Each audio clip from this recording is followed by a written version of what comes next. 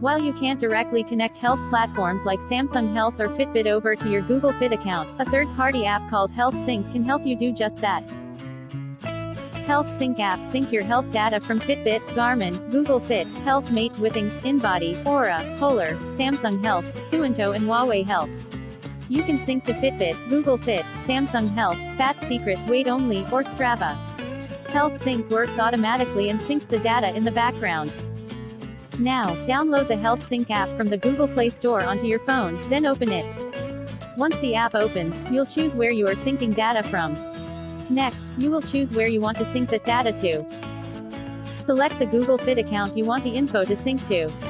After reviewing a few prompts, you will be able to pick what health data you want to sync to Google Fit. You may be required to allow permissions for each set of data you want to be sent to your Google Fit account.